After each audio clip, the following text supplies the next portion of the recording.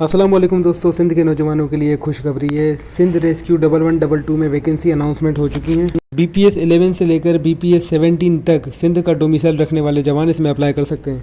इसमें टोटल 324 आसामियाँ हैं, जिसमें पहले नंबर पर है इमरजेंसी ऑफिसर PPS 7। PPS 7 होता है BPS 17 के बराबर। उसके बाद नीचे आते हैं, दूसरे नंबर पर है IT अफसर PPS 5। ये BPS 14 to 15 के बराबर है, जिसमें BS कंप्यूटर साइंस की डिग्री चाहिए। उम्र पे कोई रियायत नहीं है, 22 से 32 साल उम्र होगी। उसके बाद शिफ्ट इंचार्ज PPS 5, ये भी BPS 14 to 15 के बराबर है। और ये जो शहर मेंशन किए हुए हैं, कराची, हैदराबाद, सखर, लाड़काना, शहीद बेनज़ीराबाद, यहाँ के लोगों को प्रेफरेंस ज़्यादा दी जाएगी, क्योंकि पूरे सिंध से लोग अप्लाई करेंगे और जिस शहर के लिए वैकेंसी दी गई है उस शहर के डोमिसाइल रखने वाले को ज़्यादा तरजीह दी जाएगी। और हर पोस्ट की कराची में ज़्यादा सीट्स रखी गई हैं, क्योंकि कराची में ज़्यादा हादसात होते हैं। और हर पोस्ट के आगे उनकी तालीम के हिसाब से उनसे डिप्लोमा या सर्टिफिकेट मांगा गया है। अगर आपके पास ये चीज़ें नहीं हैं तो आप अप्लाई ना कीजिएगा, क्योंकि 1000 रुपये का चालान है, तो खामखा ज़ाया हो जाएगा। क्योंकि जिन लोगों के पास ये सर्टिफिकेट्स मौजूद होंगे उनको ज़्यादा तरजीह दी जाएगी। और ये कंप्यूटर ऑपरेटर और ऑफिस असिस्टेंट और सीनियर क्लर्क, इनके लिए चाहिए कि इनके पास एक्सपीरियंस भी लाजमी होना चाहिए, क्योंकि सर्टिफिकेट तो होंगे इनके पास CIT या DIT जो भी, लेकिन उनके साथ साथ एक्सपीरियंस भी होना चाहिए। टोटल पोस्ट 324 हैं और मैं कैंडिडेट से ये गुजारिश करूँगा कि वो अपने आप को फ़िज़िकली और मेंटली फ़िट रखें, क्योंकि ये फील्ड ऐसी है, इसमें इमरजेंसी और एक्सीडेंट्स केस जो है ज़्यादा होते हैं, तो उसमें खुद को मेंटली भी जो है फ़िट रखना पड़ता है और फिज़िकली भी। अगर वो मेंटली या फिज़िकली दोनों में से एक चीज़ में भी वो वीक होगा तो वो इस फील्ड में सर्वाइव नहीं कर पाएगा। क्योंकि अगर आप इनकी इंस्ट्रक्शंस को गौर से पढ़ें तो इसमें साफ साफ लिखा हुआ है कि आपको एक्सट्रीम चैलेंजेस को फेस करना पड़ेगा, जैसे कि एक्सीडेंट्स, ट्रामा, इमरजेंसीज़, कार या बस का क्रैश हो जाना, फिर जो उनमें क्रिटिकली जो मतलब अनकॉन्शियस जो पेशेंट्स होते हैं उनको हॉस्पिटल्स लेके जाना, उनकी डेड बॉडीज़ उठाना, और फ्लड रेस्क्यू करना, डीप वेल रेस्क्यू मतलब पानी के अंदर से गहराई में लेके जाना। आपको हाइट पर भी जाना पड़ेगा। आपको कोई ऐसी कंडीशन आ गई, कहीं जो है बिल्डिंग में आग लग गई, तो आपको उस बिल्डिंग के अंदर जाकर उन जो है डेड बॉडीज़ को या उन लोगों को बाहर निकालना पड़ेगा।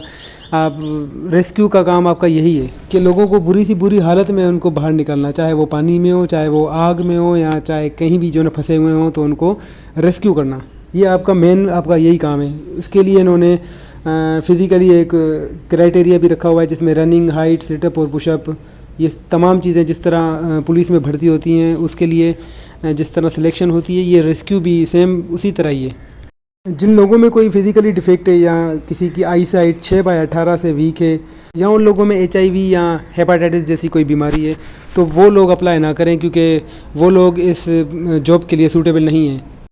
तो तमाम लोग अपने आप को मेंटली और फिज़िकली फ़िट कर लें। और ये कुछ ज़रूरी हिदायत है, इनको ध्यान से पढ़िएगा कि आपको अपने डॉक्यूमेंट्स की फ़ोटोज़ कापी सेंड नहीं करनी। जो एप्लीकेशन फार्म है उसमें एक चेक लिस्ट है, जिसमें ये लिखा हुआ है कि आपको सिर्फ़ और सिर्फ अपनी पासपोर्ट साइज़ फ़ोटो, अपनी CNSE की फ़ोटो, और उस फॉर्म में एक थंब इम्प्रेशन की एक जगह है, आपको वहाँ पर थंब लगाना है। और एप्लीकेशन फॉर्म के साथ आपको सिर्फ ओरिजिनल चालान की रिसिप्ट लगानी है। जो आप बैंक में चालान पे करेंगे उसकी ओरिजिनल रिसिप्ट, जो PTS की कॉपी है। आप लोगों से 5 किस्म का टेस्ट लिया जाएगा: रिटन, साइकोलॉजिकल, एप्टीट्यूड, फिज़िकल और स्किल टेस्ट। इनिशियल प्रोसेस में पास हो जाने के बाद भी जब आपकी ट्रेनिंग होगी, अगर उस ट्रेनिंग के दौरान भी आप कहीं भी मेडिकली या फिज़िकली अगर अनफिट हो गए, तो ये आपको निकाल सकते हैं। क्योंकि टेस्ट पास करने का मतलब ये नहीं कि आप बस अब पास हो गए हैं तो अभी आपको ये निकाल नहीं सकते। इनकी 6 महीने की ट्रेनिंग होगी इस्लामाबाद में, और ट्रेनिंग इनकी टफ़ होगी। और अगर उस 6 महीने की ट्रेनिंग के दौरान अगर आप मेंटली या फिज़िकली अनफिट पाए गए, तो ये आपको डिस्क्वालीफाई करके वापस भेज देंगे। तो चलें अब अपने अप्लाई करने की प्रोसेस की तरफ चलते हैं। फॉर्म सबमिशन की लास्ट डेट है 5 अप्रैल, लेकिन आपको लास्ट डेट का इंतज़ार नहीं करना। अगर आपने ये वीडियो देख ली है या आपके पास फॉर्म पहुंच चुका है, तो अप्लाई करने का प्रोसेस शुरू कर दें, और टेस्ट की भी तैयारी करें और अपनी फ़िज़िकल की भी तैयारी करें। तो चलिए अभी जॉब के लिए अप्लाई करते हैं। मुझे खुद भी जॉब के लिए अप्लाई करना है, तो गूगल पे आके PTS लिखेंगे, PTS की वेबसाइट पर जाएंगे, तो ऑल जॉब्स यहाँ फ्रंट पर आपको शो नहीं करेगा ये वैकेंसीज़। आपको ये क्लोज़ करके आपको नीचे की तरफ आना है, और नीचे की तरफ आके आपको न्यू प्रोजेक्ट में पहले नंबर पर आपको देखेंगी ये न्यू प्रोजेक्ट्स, और नंबर 1 पर जो है सिंध इमरजेंसी रेस्क्यू। इसमें जाएंगे तो तमाम चीज़ें आपके सामने आ जाएंगी। इसका एडवर्टाइजमेंट फॉर्म आ जाएगा, बकाया तमाम जो पोस्ट हैं उसके अंदर वो सारी आपके सामने आ जाएंगी। आपको जिस पोस्ट के लिए अप्लाई करना है उसका व्यू या अप्लाई, आप इसको दबाएंगे तो ऑटोमेटिक जो है ना एप्लीकेशन फॉर्म डाउनलोड हो जाएगा। मुझे खुद अप्लाई करना है कंप्यूटर ऑपरेटर में, तो चलें मैं भी अप्लाई करता हूँ। व्यू अप्लाई की तरफ में अगर मैं क्लिक करूँगा तो ये एप्लीकेशन फॉर्म आ जाएगा, इसको डाउनलोड कर लेना है। जब आप इसको डाउनलोड करेंगे एप्लीकेशन फॉर्म के साथ नीचे आपको चालान भी मिलेगा।